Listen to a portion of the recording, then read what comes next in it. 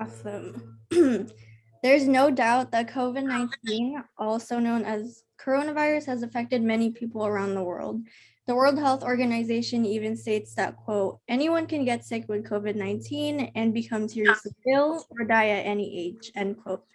Eventually, many pharmaceutical companies decided to take the initiative of developing vaccines, which are now being distributed to the public. My name is Angel Ramil, and as someone who lives with many people that have a higher risk of getting COVID, it has become a great concern for me personally.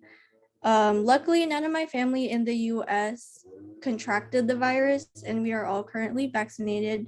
But I do have family in the Philippines who sadly did get affected by the virus. So today I will discuss some background information about the COVID-19 vaccine, why people are against the COVID-19 vaccine, and why people support the COVID-19 vaccine. So as I just mentioned, the first main point I'll bring up is some background information about the COVID-19 vaccine. The vaccine was developed to battle the effects of the virus itself. And so the World Health Organization says that individuals who contract the COVID-19 virus will experience illnesses relating to the respiratory system, and this can be serious or not so serious. So in other words, when you get COVID, you don't necessarily need medical attention. It just depends on how sick you get and how bad the side effects are. Regarding the approval of the COVID-19 vaccine, it had to go through a clinical trial process um, before being distributed to the public. So new vaccines have to go through a 3-phase process. The Centers for Disease Control and Prevention, also known as the CDC, which you probably have heard of all over the news, lists it as phase 1, phase 2, and phase 3. CDC explains that phase 1 would include a small group of people getting the vaccine, and then phase 2 concentrates more on certain characteristics. So it could be different age groups, it could be different health levels. And then phase 3 consists of when it's actually given to a big group of people, and it could be thousands of people. So basically, a vaccine won't be approved unless it goes through those three phases. And then once they prove to be effective, then it will be distributed to the public.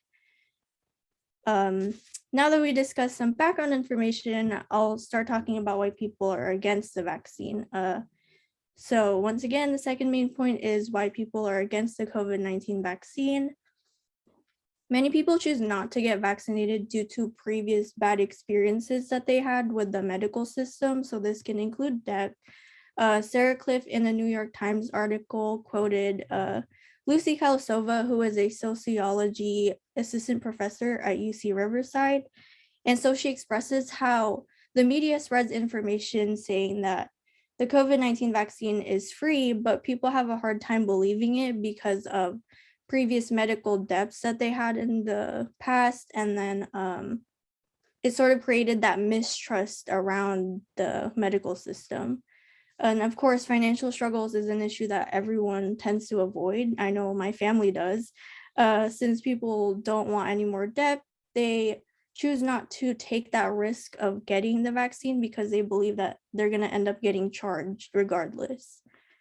Another reason why people choose not to get the COVID-19 vaccine is because they believe it hinders their sense of freedom. There was a chapter of a book that I read by Manderson, Burke, and Walberry where they explain that people's political standpoints, they don't want to get the vaccine because they believe that the government purposely took advantage of the pandemic for the benefit of those pharmaceutical companies. Some people believe that the government and pharmaceutical companies are not someone they can trust. So they decide not to get vaccinated as a way to show that they don't support it.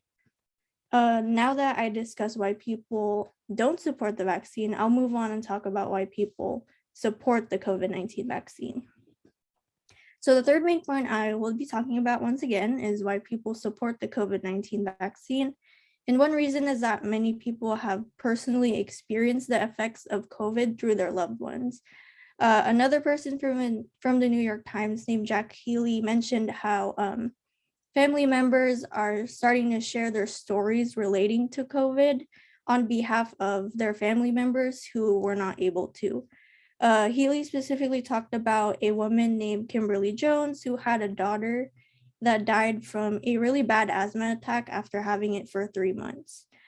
What they didn't realize that the asthma attack was actually caused by COVID. And so Kimberly Jones did support the vaccine, but her daughter, on the other hand, chose to be unvaccinated. And so Jones continued to advocate for the vaccine due to the loss of her daughter. Another reason why people support the vaccine is because they want to go back to their normal lives before the pandemic. And so I know I quoted 2 people from the New York Times already, but there was another article I found where it talked about a 17-year-old girl named Isabella. And so Jan Hoffman, who wrote the article, asked her why she wanted to get the shot. And Isabella replied saying that she has a lot of family members that have a high risk of dying from COVID. And she wants to be able to go back to the old times where she was able to hang out with her friends without having to worry about those health risks behind COVID. And so in this case specifically, a teenager wants to go back to her ordinary life, and she believes that getting the vaccine shows consideration for other people. She also believes that it will not only avoid infecting her loved ones, but that she would be able to be around them more, just like before the pandemic. So overall, I discussed some background information about the COVID-19 vaccine, why people are against the vaccine, and why people support the vaccine. As many of you know, COVID-19 has affected us in many ways. It mostly affected our normal lives, which could be work, school, traveling, or interactions with other people. With the pandemic, vaccines against it emerged, and it was definitely talked about. Many people formed different viewpoints and opinions on it, and some of them are positive, negative, or neutral. You probably have heard of it all over social media, any news outlets, or any sources. And so going back to my personal story, my family in the Philippines were able to overcome getting COVID. Now my family is fully vaccinated, but that was a choice that we made. At the end of the day, everyone has their own reasons as to why they support or are against the COVID-19 vaccine. Thank you.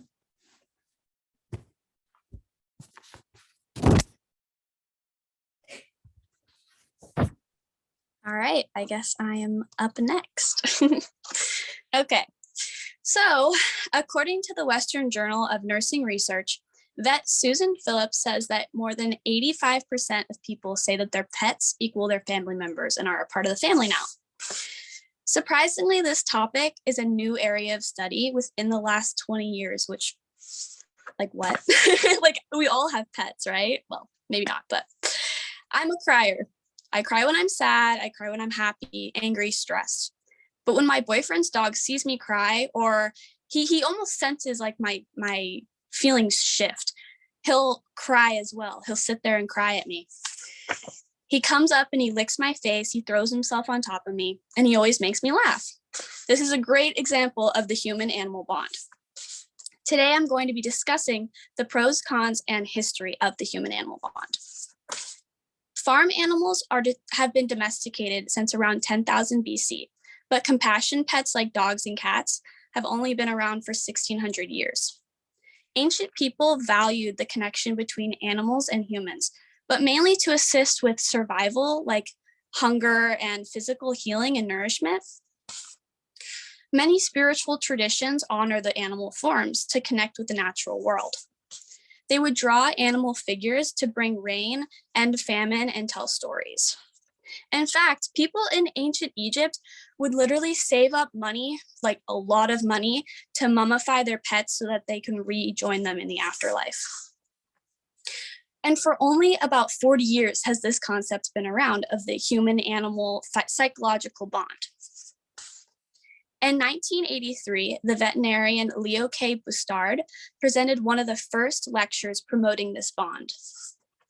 He found that humans get pets to feel unconditional love and a connection to something other than a human, which makes their pets their family members. Now that I've discussed the history of the human-animal bond, let's talk about the pros. One pro is that they provide psychological and social support. Studies show that children who live with pets from a young age end up more empathetic and adaptable. Pets help them learn respect for other living things like farm animals and other things that they see, like squirrels. And they have more of a nurturing demeanor. Pets help with uncomfortable situations like moving or going to a new school or a new place. Animals also help kids learn responsibilities. This was a huge thing for me when I was growing up. When I got my first dog, my parents told me I had to do everything for it, walk it, feed it, make sure she had water. That was a lot of responsibility. According to Dr. Walsh, an American psychologist, young adults often get puppies and cats before they actually have children of their own. These animals teach them how to be nurturing, affectionate, and caring without the demands of an actual human baby. For example, my parents actually got a crazy puppy who would literally destroy everything, including chewing on the fireplace stones. And he really prepared them for my brother and I, and we're twins, so that was a lot. Animals also offer therapeutic support. Dr. Walsh found that 82% of families get their pets at times when they're experiencing major life changes, like things like divorce, move, or death. And it's found that animals can really help people adapt to those kind of situations. Also, people who are elderly or with dementia or in end of life care are really soothed and calmed by petting soft pets because they almost just associate it with just good things over time. Now that I've talked about the pros and the history of the bond, let's talk about the cons. Unfortunately, there are many cons. Sadly, there are people in this world with good intentions but end up neglecting their pets. Per the article 45 Disturbing Abuse Stats, Mr. Nyugen says that every 60 seconds an animal suffers from abuse. Animal neglect is failure to provide food, water, shelter, vet care, and or physically hurts the animal. A good example of hurting a con of the human-animal bond is if a family decides to get a dog, but then has kids and completely forgets about the dog, which I don't know how you could do that, but it happens, and they neglect it and put it outside, forget to feed it, don't walk it anymore, don't give it love. Or people who become obsessed with pets and end up in hoarding situations, which also happen, but their animals are being abused. Animal abuse is a predictor of other more serious violence in the family as well. The Humane Society survey says that 71% of domestic violence victims say that their abuser also targeted their pet. Misdirected emotional attachments can turn into emotional blackmail towards the family and abuse the pets. So today I've spoke about the human-animal bond history and the pros and cons associated with it. I know that many of you might have pets, and I hope you found that the information I presented was informative. Like my boyfriend's dog cheering me up when I cry, I hope that you can find examples of the human-animal bond in your life. Thank you.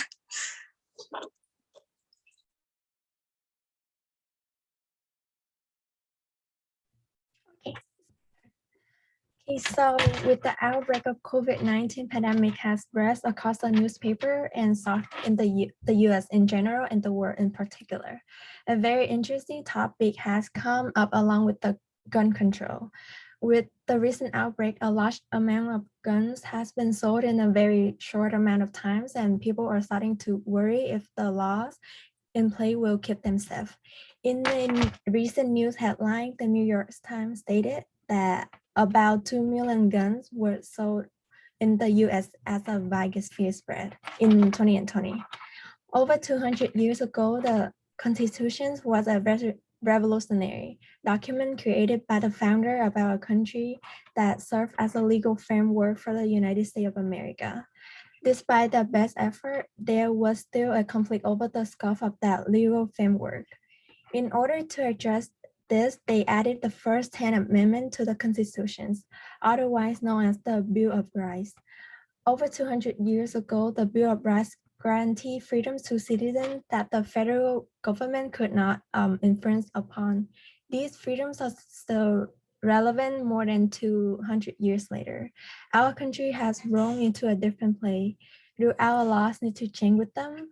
So my name is Hailey, and today I will discuss the benefits of gun control along with the pros and cons. One of the pros of gun control is that it prevents putting gun in the wrong hands by requiring a background check before purchasing a gun. With the high number of deaths caused by gun every year, gun control plays an important role to alleviate the threat of gun violence by requiring a background check to purchase firearms. Potential firearm purchaser will fill out a federal form known as the ATF 4373, which check for prior convictions or other red flags.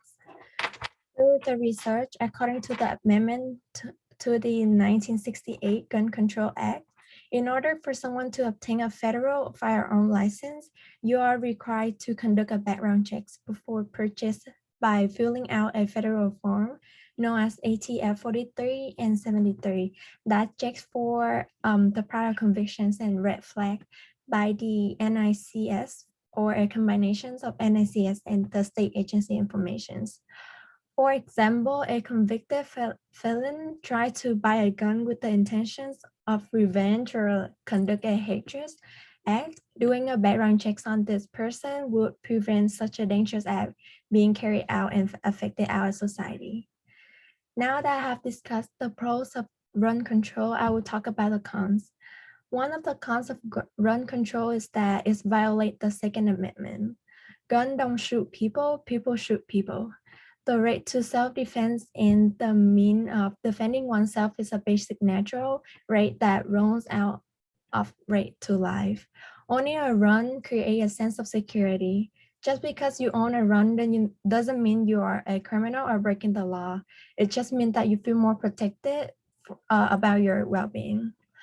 For example, if there was a house invasion and someone was going to rob your house with a fully loaded gun, you had nothing but some kitchen knife or a pen or maybe calling a cops, you will be dead by the time they get there. So if you have a gun, you could fight back and at least buy more time for yourself and not to get a headshot. Now that I have discussed it about the pros and cons, I will talk about the pros and cons facts. Should more gun law be enacted or should they stay the same? Here are some more examples of the pros and cons of gun control. More guns law will reduce death. Guns were a leading cause of death by homicide. About 67.7% of all homicides, and by suicide, about 51.8% of all the suicides. The main source of homicides is because of guns. Legal possessions of a handgun tend to be correlated with long-term rise likelihood of violent death. Firearms seem to be the second major source of child deaths. For example, guns are the main sources of death because it's easier to kill with. They are also legal, which makes it more easily accessible. Because some guns look like toys, it's easy for a kid to mistake it as a real gun. Today, I have discussed the benefits of gun control along with the pros and cons. Over 200 years ago, the Bill of Rights guaranteed freedom to citizens that the federal form could not infringe. This freedom was still relevant more than 200 years later. With all these facts present, the increase of gun sales and the spectacular occurring concern that the existing gun control laws, people have a very valid concern on gaining more knowledge on gun control laws and making their own informed decisions on whether or not we should be made to those laws. Thank you for listening.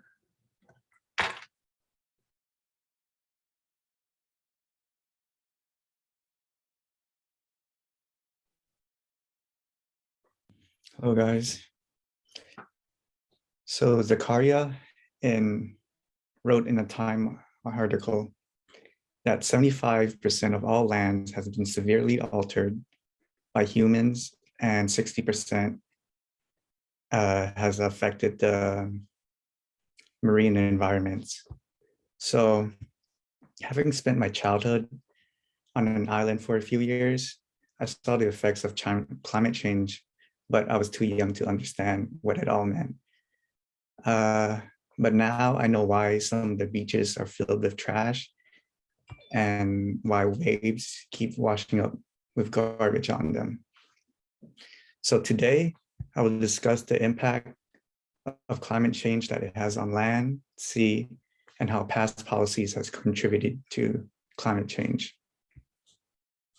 The first thing I'm talking about is how climate change affects the seas. So climate change pollutes the oceans. In a book that I read, the author Pikely states that during Hurricane Sandy, that waste treatment operators had to send back water because the waste treatment was just overloaded with so much water and they couldn't process the water. So they had to send back dirty water back wherever it came from. So this would lead into, like, you see if you would walk outside during that time, you could see the sewer waters rising from the sewer gates, and it was just very disgusting. How does this affect the ocean? Well, because the sewers are flooded, the flood would eventually run into the oceans, thus affecting the ocean. But not only does climate change harm the quality of water, but also harms marine life. In an article in the New York Times Conservationist, the author Cho says that when the waters are warmer, crustaceans like lobsters are more susceptible to shell disease. So as the oceans heat up due to greenhouse gases, the temperature in the water makes it so that diseases in the waters can thrive in. So much like how mold grows when there's in low light, damp, and moist conditions, the same concept can be applied to these diseases also. Now that I discussed how climate change affects the seas, I'll now talk about how climate change affects the land. So climate change threatens the very existence of New Orleans. This author that wrote the book that I mentioned earlier, Pikely, says that New Orleans, the sea surrounding that, is expected to raise about 5 or 6 feet, while New Orleans in itself is only about 2 feet below sea level. So because they're below sea level, they have to build barriers surrounding them so the sea won't just swallow them up. So with the rising of the 5 to 6 feet of water, this threatens the barrier and the existence of New Orleans. So as each day goes by, New Orleans becomes closer and closer to Atlantis. Climate change is also sinking the Maldives. The author, Pikely, states that Maldives is currently working with other nations such as Australia, India, and Sri Lanka on their evacuation. The thought that they have to evacuate is just crazy in itself, and that Maldives is one of the many islands that are being affected by this. This affects also the people on that island because their livelihood revolves around tourism, and without an island, they don't have any jobs, so they'll be forced to migrate, relocate, and try to find another means to survive. Now that I talk about how climate change affects the land, I'm going to talk about how past policies contributed to climate change. So the previous policy, their goal was not caring about climate change. That was not their first goal. So Arlota wrote an article, wrote a work that says, like, when the US left the Paris Climate Treaty,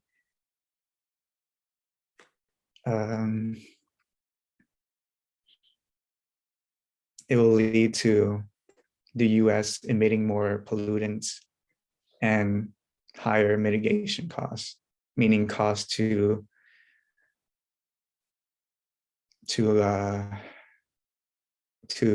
have technologies and policies that combat climate change.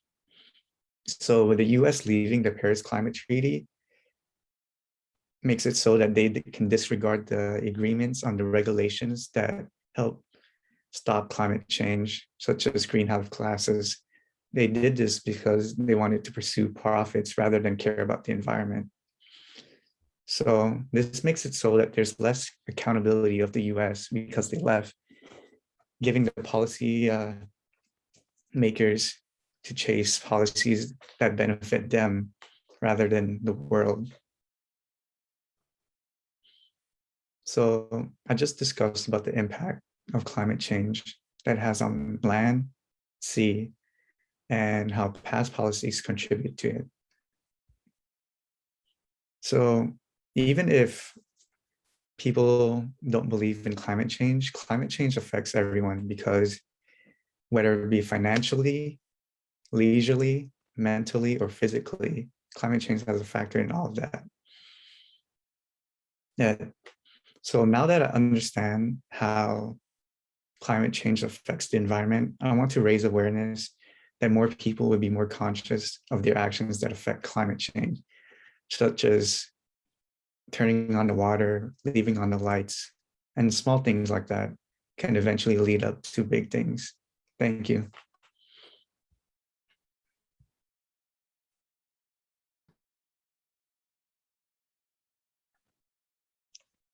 All right, thank you, everyone. During the last 2 years, we have been facing through difficult times, and which involve, a lot of aspects of our lives. Like right now, we're taking classes online, and we used to go like to campus and walk around. The ongoing pandemic has brought this shared feeling of uncertainty, and there have been a number of deaths in the world that have increased as well. According with the World Health Organization, there are more than 200 million cases of COVID-19 confirmed. And there are efforts to end the pandemic, which have led to the creation of the vaccine and another like different method to prevent other different methods to prevent COVID. However, there's still levels of hesitancy and willingness, and they vary within the population. And so there are studies from psychology and medicine that have found different attitudes, that people has towards the vaccine. So a few months back, my dad was diagnosed with COVID-19. It was very like heartbreaking, to have a case of COVID that like so close to me. And the virus was like already like so like aggressive on him. Like he developed some kind of pneumonia, and but luckily with the doctor's family and our support network, he healed in like 2 weeks or so, and then he was back to work. However, and despite this situation that he experienced COVID and everything, he still had like doubts around getting vaccinated, and it took like months for him to understand like the importance of getting it. So I was like confused, because he experiences COVID, but he still doesn't want to get vaccinated. And that's a little bit interesting, because it is not like only with my dad.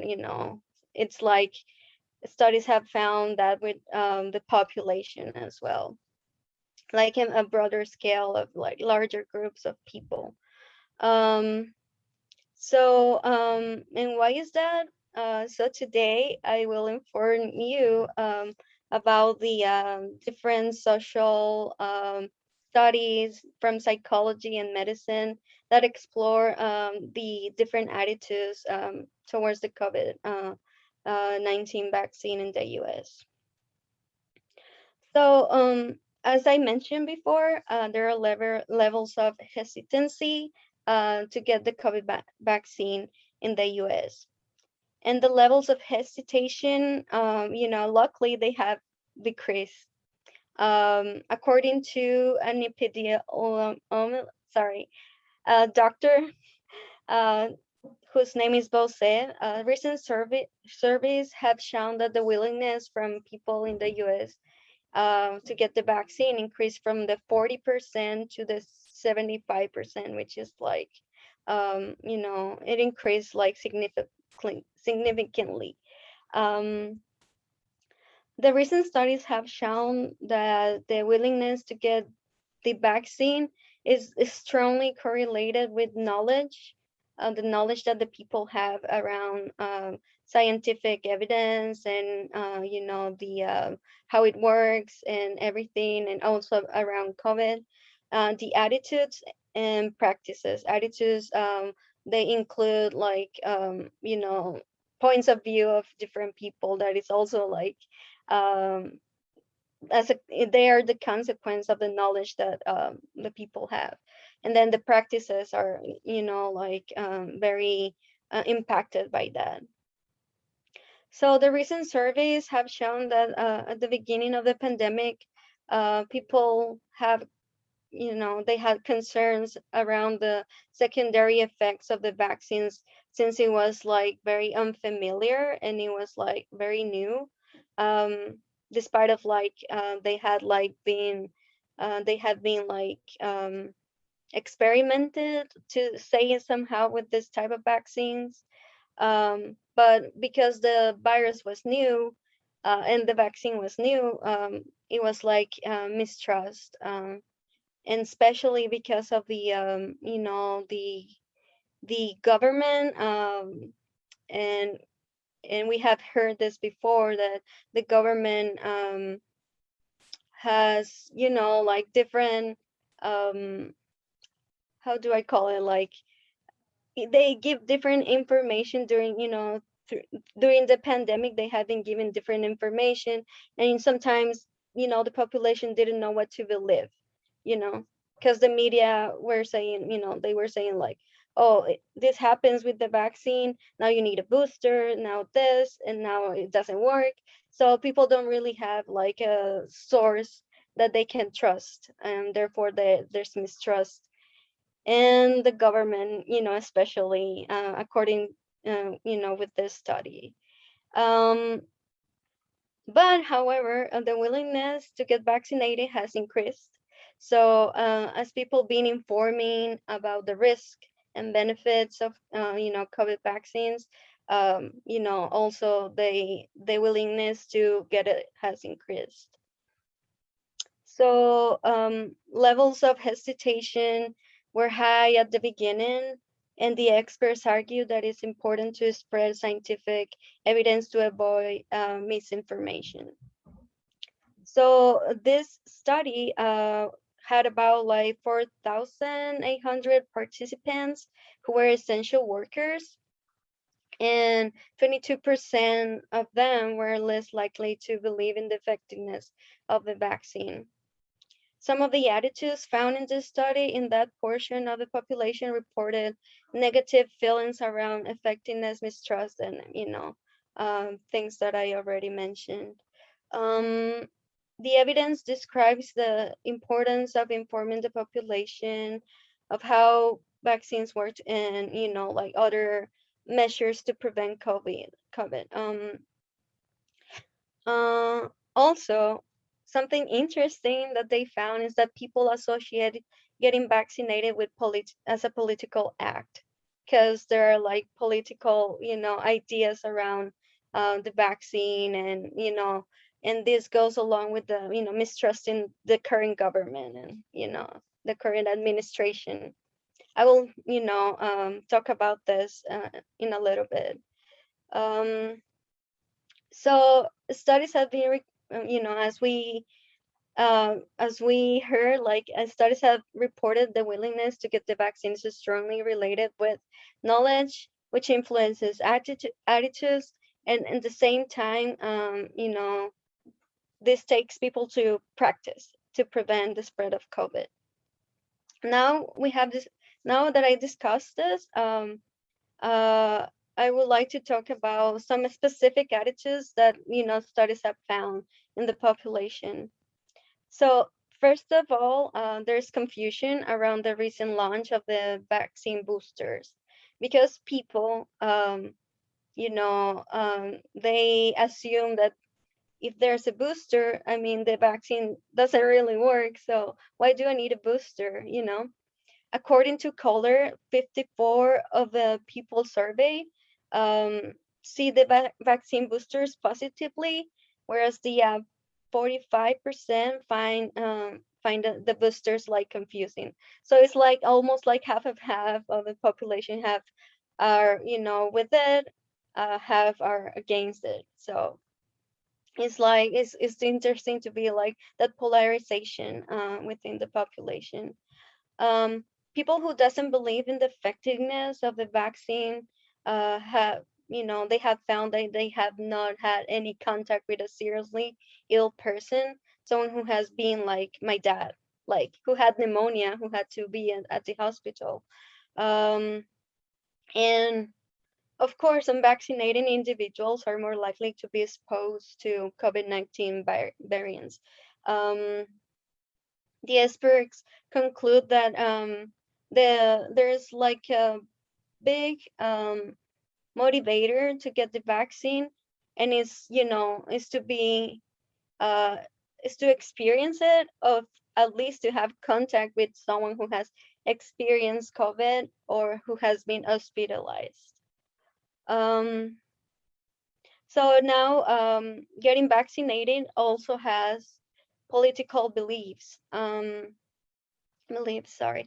The study shows that people who identify themselves as Republicans, I'm not against Republicans, I'm just saying what they found, are less likely to get the vaccine because, as I was saying before, they mistrust this current administration, and they have to oppose, who, against the ideas that government has. So yeah. However, there is scientific evidence that people who had the vaccine are less likely to, like be contagious or to pass it to someone. And this evidence is bigger than, drinking bleach or something or other methods. So now that we explore the motives around the negative attitudes towards COVID vaccines, we will talk about a study that I found interesting titled Credibility of Health Information Sources as Predictors of Attitudes by, some people, people who really study. They have names, but I can't really pronounce, any other names because they're like from Poland or something. But according to them, according to these authors, the main source that people use to get informed is, using internet, social media. So there has been no change in this. Internet for people is the main source that they trust. So and that hasn't changed, like according to this study. And attitudes towards COVID vaccines, it will depend on the type of content that they, see on the internet.